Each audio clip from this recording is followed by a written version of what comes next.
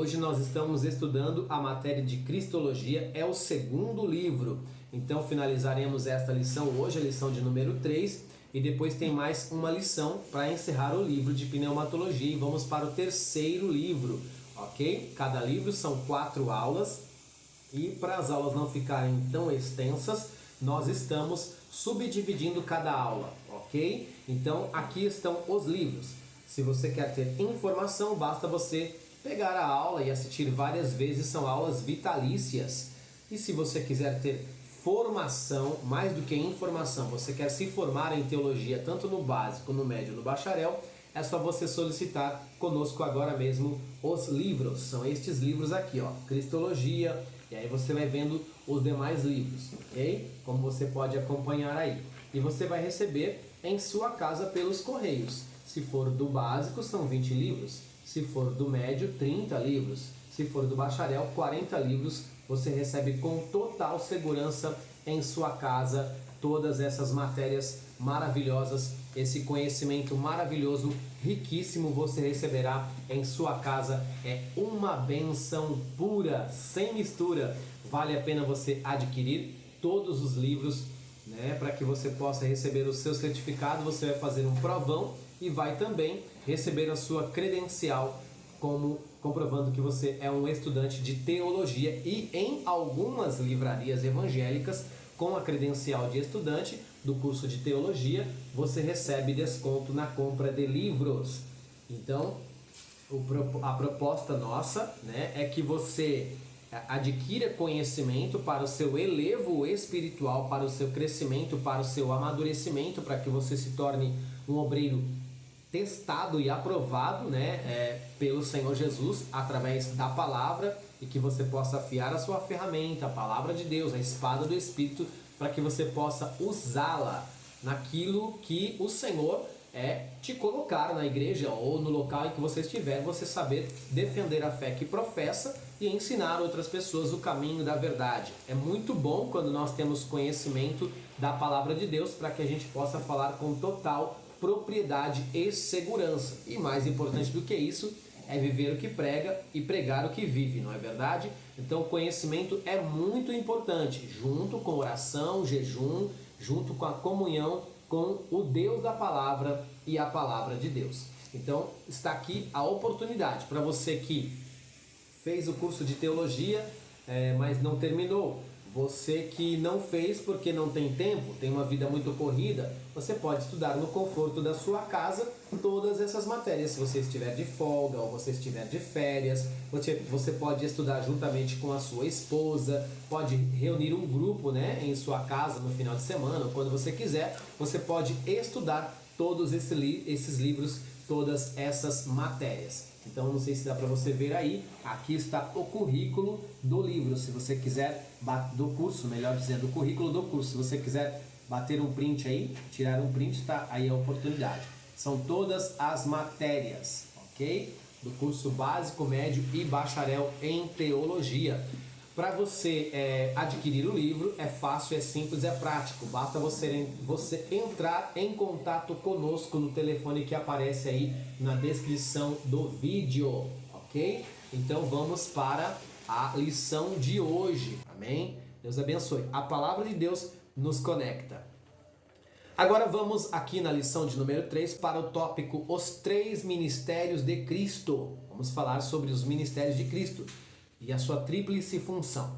Vamos lá então. No período do Antigo Testamento, havia 3 classes de mediadores entre Deus e o seu povo: o profeta, o sacerdote e o rei. Como perfeito mediador, nós podemos encontrar a Bíblia falando sobre isso em 1 Timóteo, capítulo 2 e verso 5. Porque há um só mediador entre Deus e os homens, Jesus Cristo, homem.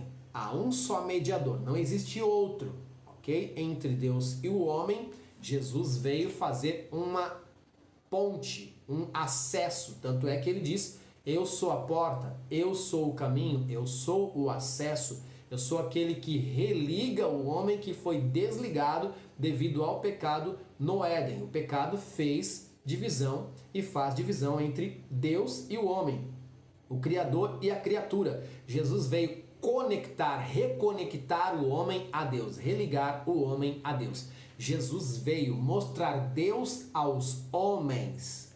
Amém? Hebreus 9,15 está escrito assim, vamos lá.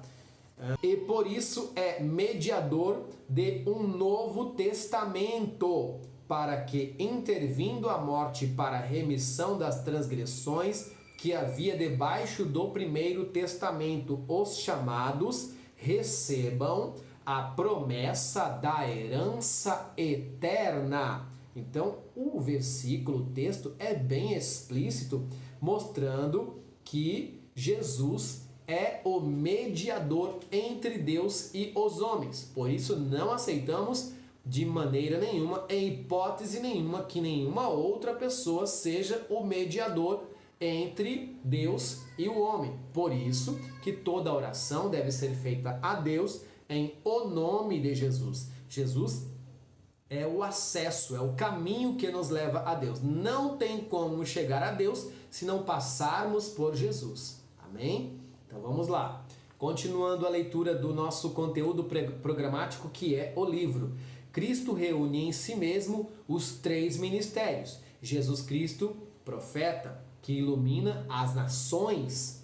Cristo, o sacerdote, que se ofereceu como sacrifício pelas nações. E Cristo, Rei, que reinará sobre as nações. Então Cristo foi e é profeta, foi e é sacerdote, foi e é rei.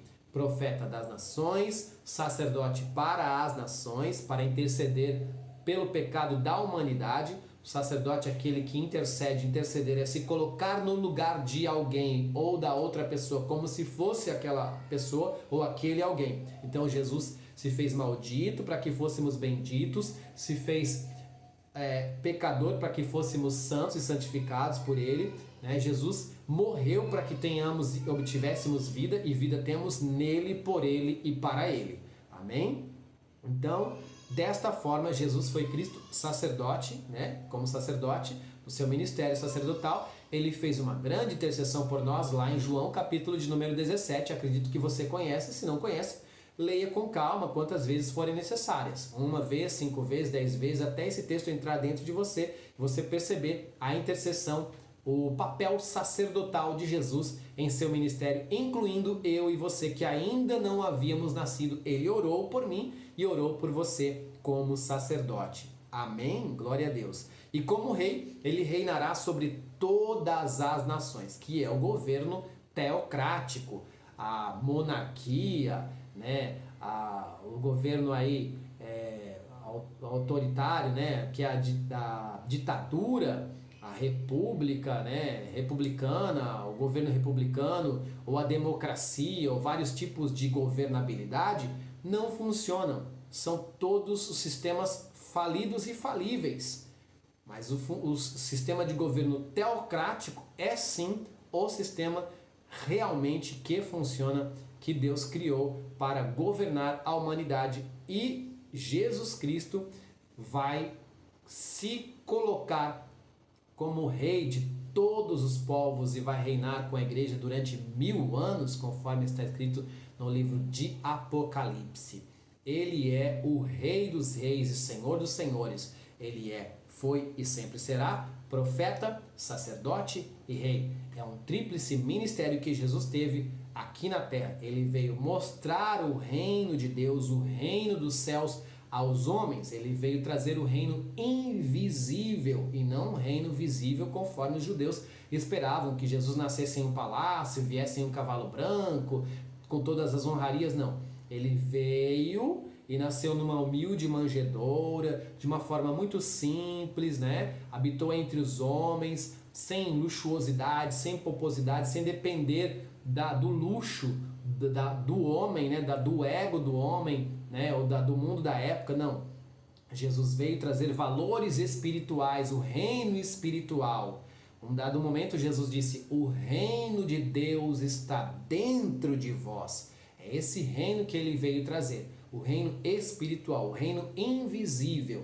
Então tudo que ele pregou era a doutrina do reino. E é essa doutrina, essa palavra, esse evangelho vivo e poderoso que deve estar dentro de nós, que nós devemos pregar e viver para que nós possamos ensaiar aqui na terra o que viveremos para sempre e eternamente com ele no seu governo eterno e teocrático. Amém?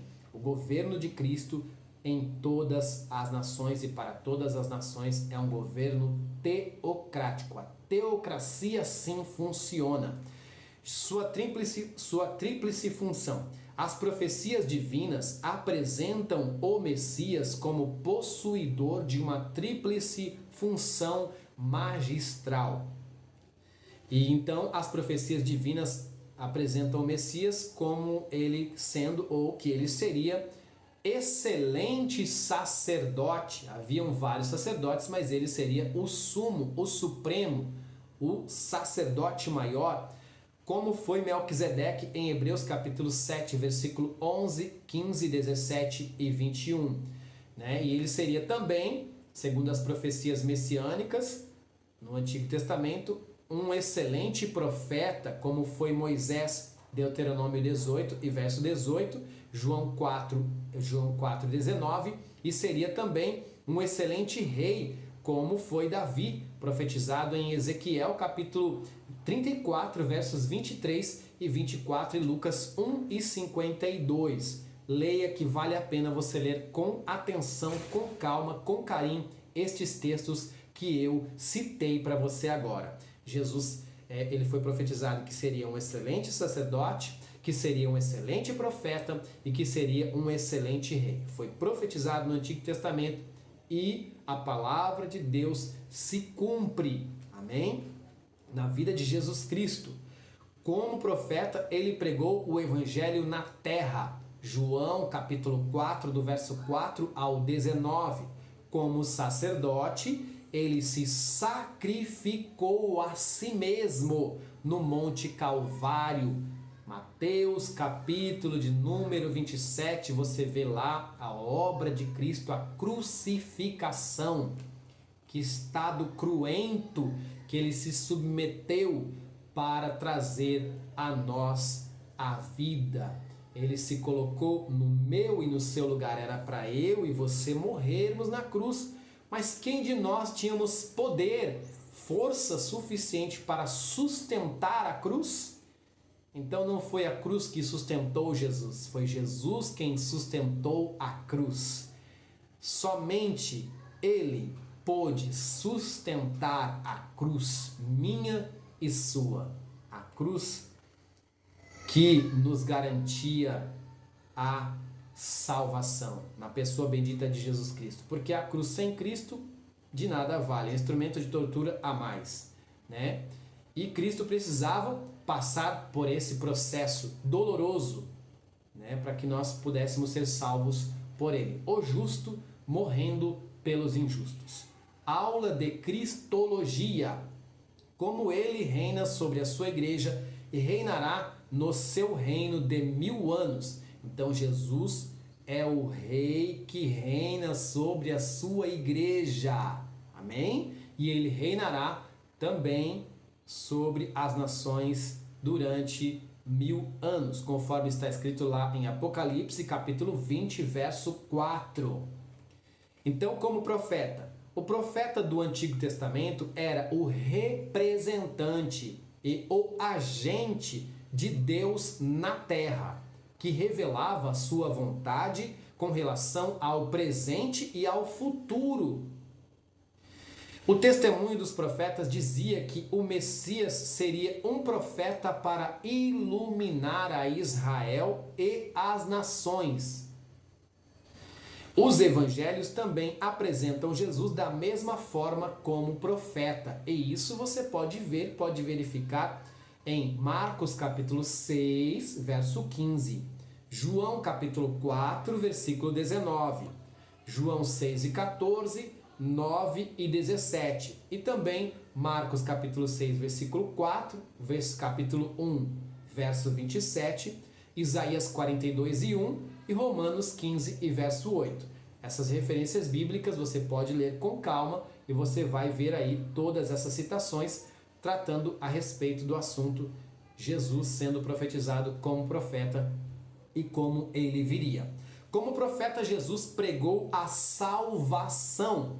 Os profetas de Israel exerciam seu ministério mais importante em tempos de crises. Então Deus sempre levantava um profeta em tempo de crise para expor a vontade de Deus aos homens. O profeta emprestava o ouvido a Deus e a boca aos homens, diferente do sacerdote. O sacerdote emprestava o ouvido aos homens, ouvia o povo e a sua voz a Deus. Então esse era o papel diferenciado do profeta e do sacerdote. Então vamos lá. Em tempos de crise, quando os governadores e demais estadistas e sacerdotes estavam confusos e impotentes para atuar, aí Deus levantava alguém como profeta. Era essa hora em que o profeta entrava em ação. O profeta não falava por falar, não saía falando, profetizando de qualquer jeito a qualquer hora, não. Ele profetizava somente no tempo em que Deus realmente o levantava, o determinava que ele falasse. E quando não, ele estava ali guardando o momento para ser usado por Deus aquela nação, né? A nação da qual ele foi levantado e escolhido para tal. Com a autoridade divina, mostrava o caminho para sair das dificuldades, dizendo: este é o caminho, andai nele, Jesus disse. Este é o caminho, andai nele. Amém? O Senhor Jesus apareceu em um tempo quando a nação judaica se encontrava em um estado de inquietação, causado pelo anelo de libertação nacional. Jesus apareceu no momento em que os judeus precisavam e queriam de uma liberdade nacional. Eles estavam sofrendo pressão emocional, psicológica, cultural, política. Os romanos pressionavam de todas as formas para que eles se sentissem aí subjugados. Então davam a liberdade deles ter o culto, mas estavam pressionando o povo judeu. Então o povo judeu não estava se sentindo bem, eles queriam ter um libertador, alguém que tirasse os romanos de perto deles, ou tirasse os romanos de cena que fossem, né? Acabassem com os romanos para que eles não sofressem tanta opressão.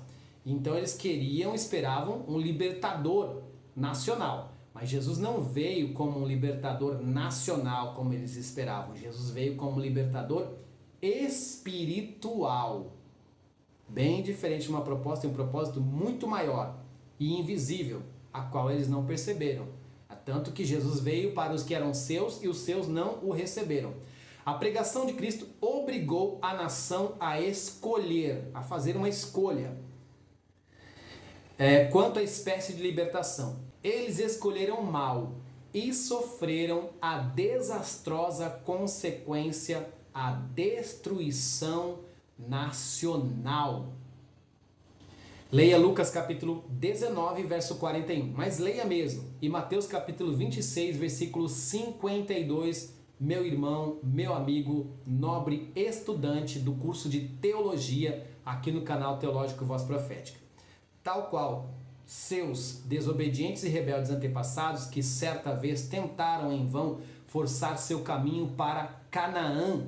Números 14, capítulo 14, 40 ao 45, você pode verificar este episódio. Assim também, os judeus em 68 a 70 Anno Domini, né? Tentaram pela força conquistar, depois de Cristo, sua libertação de Roma. Sua rebelião foi apagada com sangue.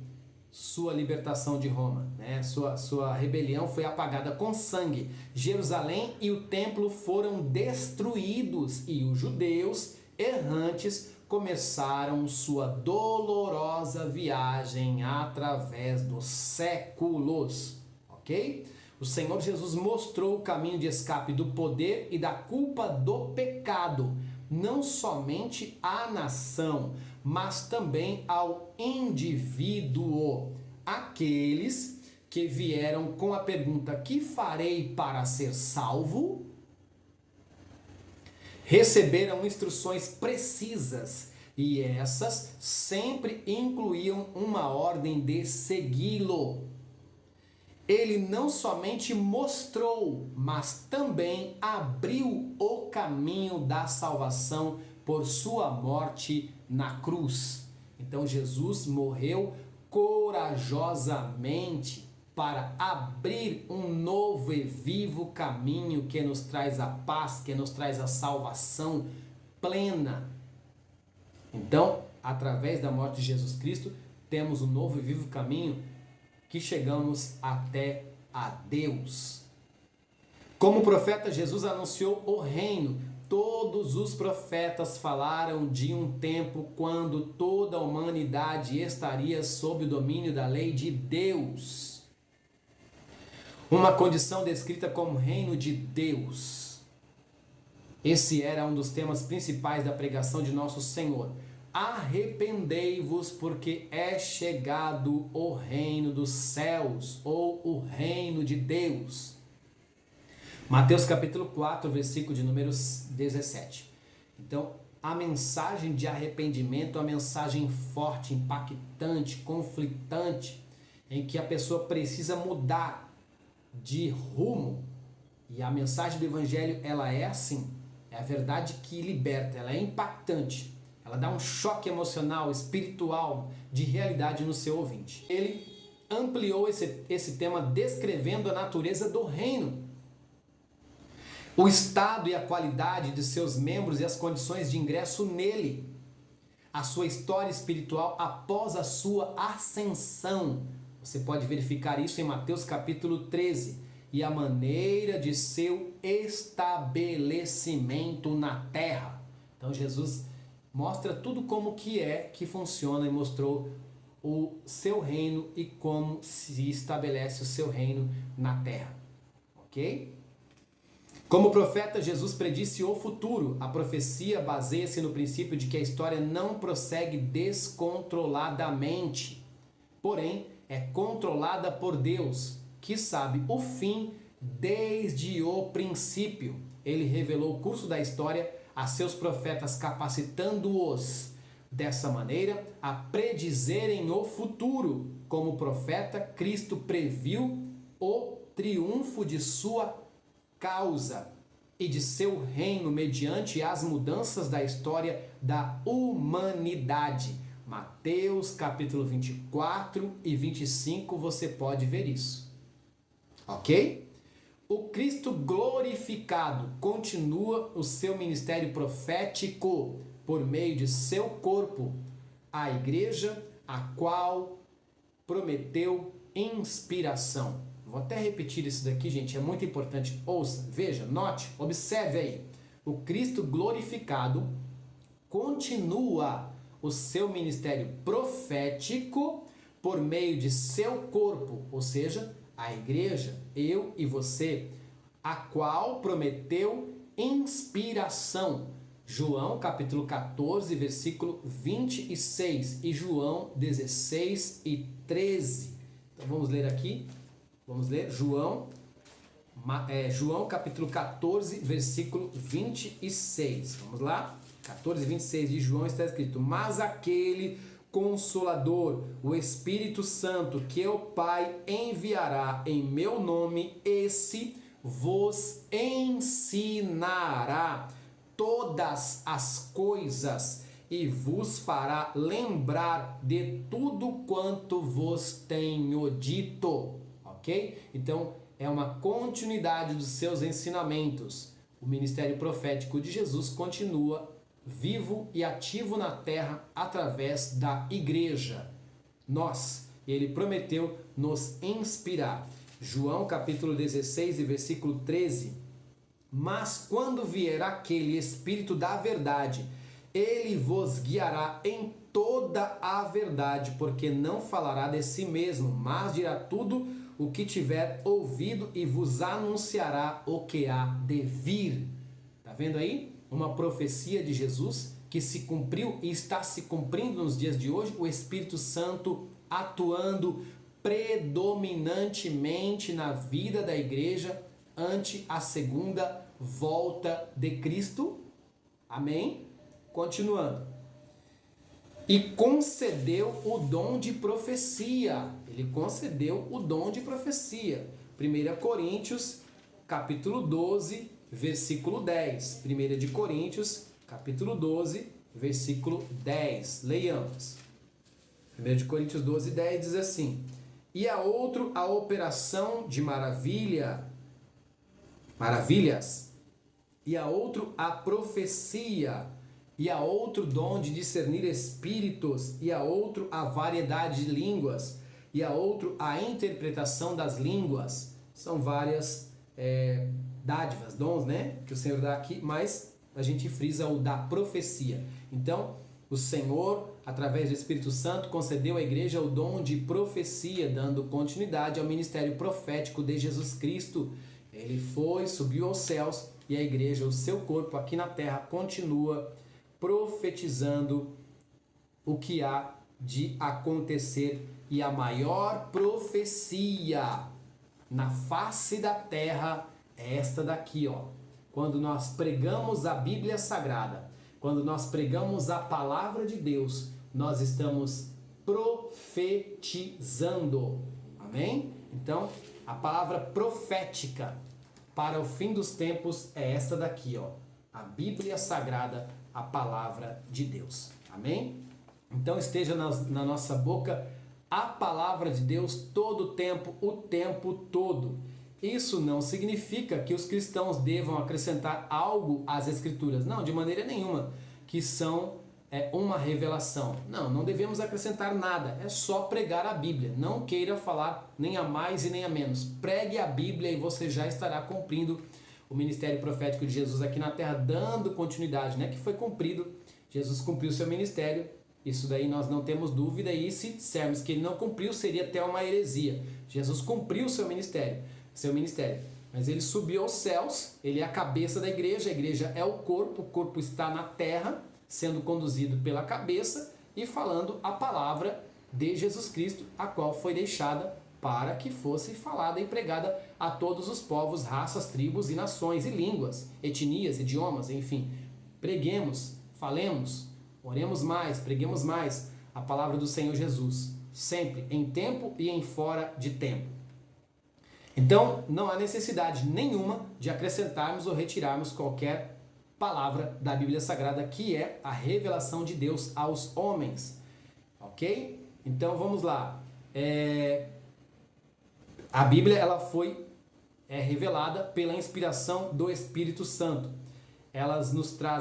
Toda ela nos traz mensagens de edificação, exortação e consolação. Então o propósito da profecia é exortar, edificar e consolar. O propósito da Bíblia Sagrada, da Palavra de Deus, é exortar, edificar e consolar. Se não exorta, se não edifica e se não consola, não é uma profecia completa e plena, não é a Palavra de Deus. A Palavra de Deus edifica, exorta e consola. Esse é o propósito da profecia. Não é destruir nem desmantelar ninguém. Amém? Vamos falar então sobre a segunda função do ministério de Jesus, que é a função de sacerdote. Sacerdote, no sentido bíblico, é uma pessoa divinamente consagrada para representar o homem diante de Deus e para oferecer sacrifícios que assegurarão a favor divino. Porque todo o sumo sacerdote é constituído para oferecer dons e sacrifícios, pelo qual era necessário que este também tivesse alguma coisa que oferecer. Conforme está escrito lá no livro de Hebreus, capítulo de número 8, versículo de número 3. E o que foi que Jesus como sacerdote ofereceu? Ofereceu a si mesmo. A maior oferta que nós podemos dar a Deus é a nossa própria vida. E essa foi a oferta que Jesus deu a Deus, o Pai. Ele se entregou por nós. Amém? No Calvário, Cristo, o sacerdote, se ofereceu a si mesmo, sacrifício para assegurar o perdão do homem e sua aceitação diante de Deus. Sua vida anterior a este acontecimento foi uma preparação para a sua obra sacerdotal. Então Jesus, do nascimento até a sua morte, ele foi cumprindo dioturnamente o seu ministério. Em momento nenhum ele falhou. Não foi fácil, mas ele venceu, ele resistiu. Ele é o nosso super-herói. Ele é o herói da nossa fé. Ele é o herói, ele é o salvador da humanidade. Ele é o nosso modelo a ser seguido. Então nossa referência maior é o Senhor Jesus. Amém? A nossa referência maior é o Senhor Jesus. O homem falha, todos os homens falham. Jesus não falha, ele é perfeito. Então, você pode estar decepcionado com tudo e com todos, com pastores, com obreiros, com alguém aí, um companheiro de ministério. Mas olhe para Jesus. Jesus não decepciona ninguém, ele é fiel. Pode confiar nele que ele é fiel para cumprir tudo aquilo que ele prometeu na sua vida. Olhe para Jesus. Ele é a sua referência. Ele é a base, tem que ser ele a base do seu ministério, da sua vida espiritual. Amém? Continuando. Então vamos lá. Sua vida anterior a este acontecimento foi uma preparação para sua obra sacerdotal. O Filho Eterno participou de nossa natureza. Hebreus capítulo 2, versículo 14 ao 16. Leiamos. Hebreus capítulo 2, 14 ao 16. Hebreus 2, 14 ao 16. Gente, é uma bênção falar a palavra de Deus, estudar a palavra de Deus. Tem referências assim que não tem como a gente deixar de ler, né? É Hebreus capítulo 2, versículos 14 ao 16. Vamos ler aqui. E visto como os filhos participam da carne e do sangue, também ele participou das mesmas coisas, para que pela morte aniquilasse o que tinha o império da morte, isto é, o diabo, e livrasse todos os que com medo da morte estavam por toda a vida sujeitos à servidão. Porque na verdade ele não tomou os anjos, mas tomou a descendência de Abraão. Somente até aqui. Continuando a leitura do nosso conteúdo programático, o livro, na página de número 50, matéria de Cristologia, como você pode ver aí, ok? Estamos falando sobre o ministério sacerdotal de Jesus Cristo. Amém? Vamos lá, continuando a leitura. Lendo o capítulo 16 de Levítico e os capítulos 8 a 10 de Hebreus, vemos que o sumo sacerdote de Israel era consagrado para representar o homem diante de Deus e para oferecer sacrifícios que assegurariam o perdão e aceitação de Israel. Uma vez por ano, o sumo sacerdote fazia expiação por Israel. Em um sentido típico, ele era o salvador deles. Vamos lá, continuando a leitura. O salvador deles. Uma vez por ano, aquele que aparecia ante a presença de Deus para obter o perdão. As vítimas do sacrifício daquele dia eram imoladas no pátio exterior. Da mesma maneira, Cristo foi crucificado aqui na terra. Depois, o sangue era levado ao lugar santíssimo e aspergido na presença de Deus. Da mesma maneira, Jesus ascendeu ao céu para apresentar-se em nosso lugar na presença de Deus. A aceitação por Deus de seu sangue nos dá a certeza de aceitação de todos os que confiam no seu sacrifício. Apesar de Cristo haver oferecido um sacrifício perfeito uma vez por todas, sua obra sacerdotal ainda continua. Ele vive sempre para aplicar os méritos e o poder de sua obra expiatória perante Deus a favor dos pecadores. O mesmo que poder de sua obra expiatória perante Deus a favor dos pecadores. O mesmo que morreu pelos homens agora vive para eles, para salvá-los e para interceder por eles.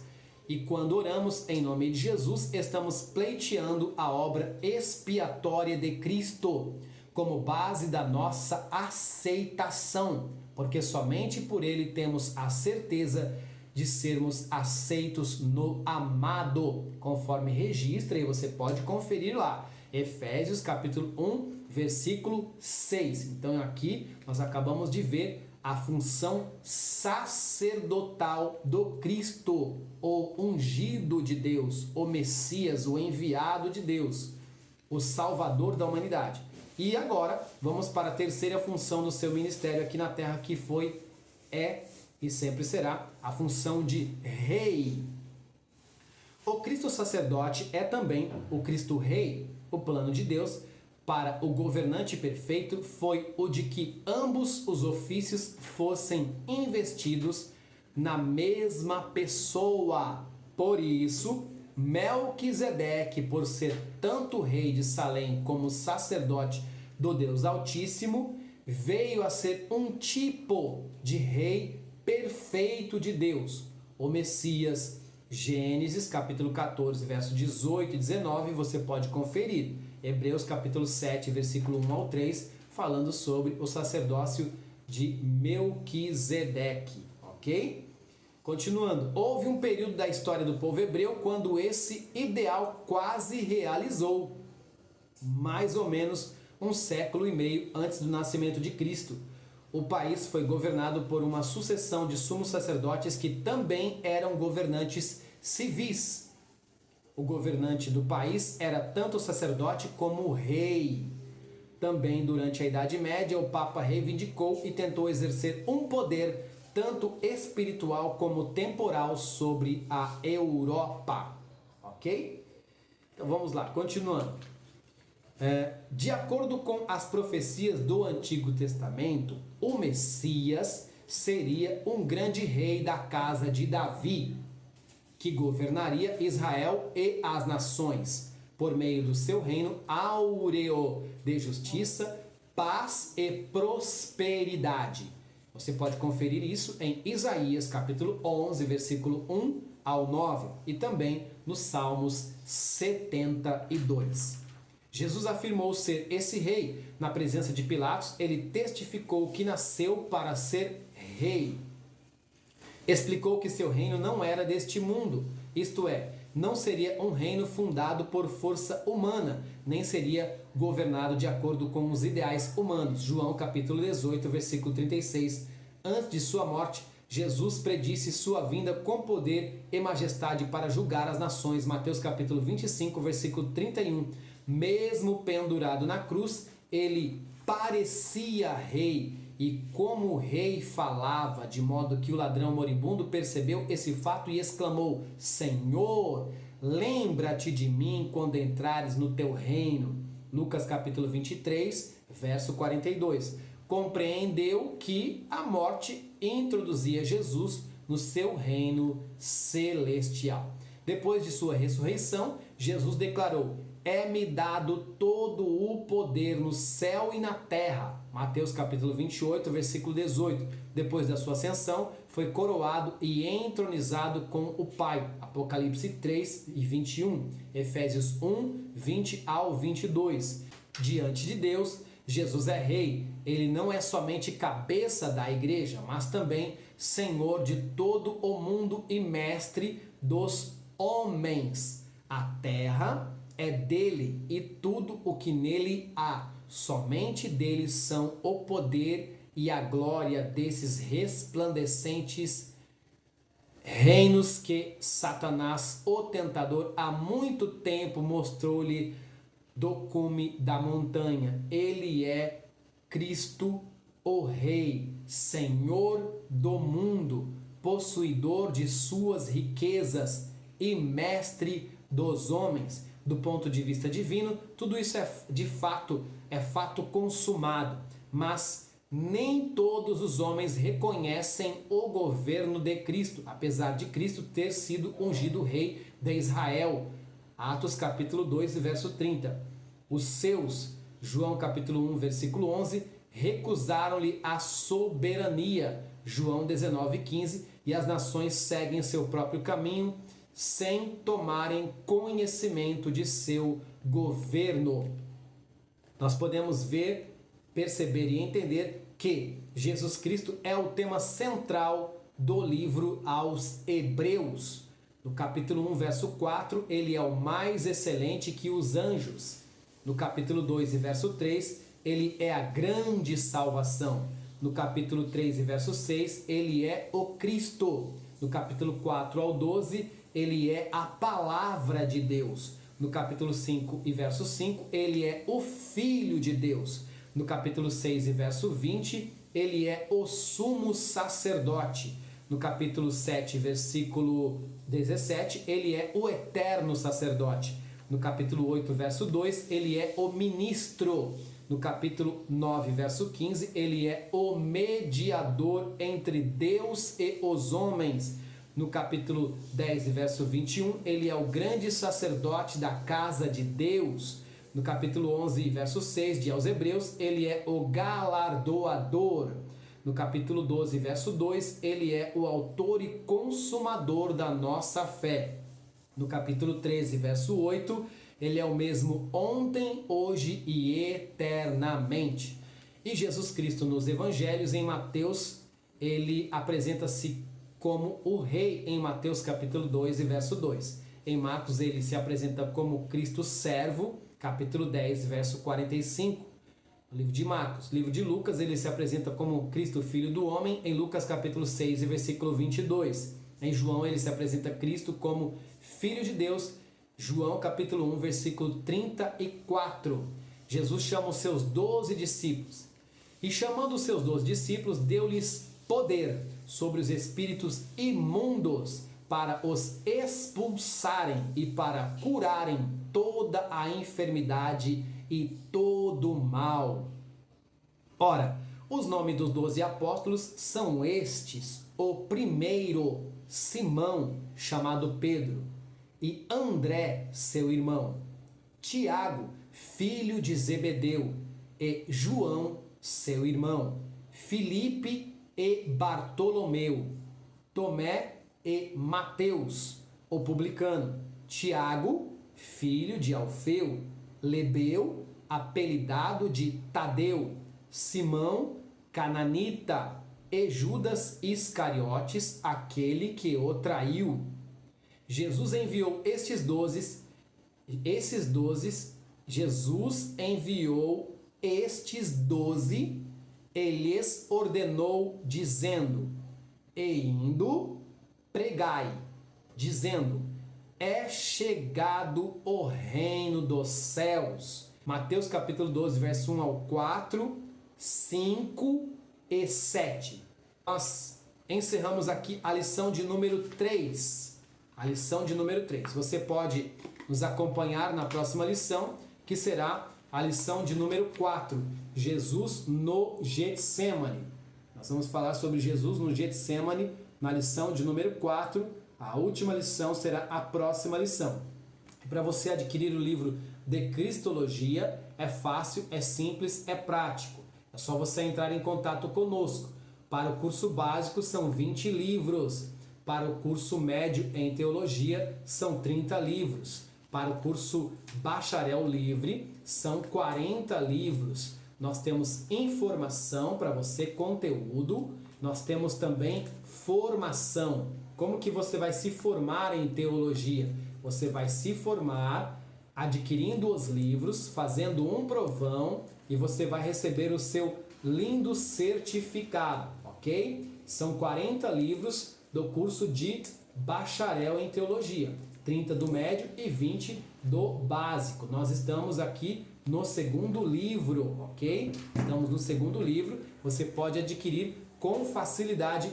Todos estes livros podem ser seus. Você vai receber em sua casa através do correio e vai lhe auxiliar muito na sua vocação ministerial. Vai lhe auxiliar muito no seu chamado da palavra. Adquira os livros, tá? Entre em contato comigo no telefone que aparece aí na descrição e a gente vai lhe dizer aí como que você vai receber todos estes livros em sua casa. Onde você estiver, nós vamos fazer com que esses livros cheguem até você, ok? Você vai receber o seu lindo certificado comprovando que você é um bacharel em teologia, ou se você preferir, o curso básico ou médio em teologia, ok? Que Deus abençoe a sua vida, a paz do Senhor e até a próxima aula. Deus abençoe!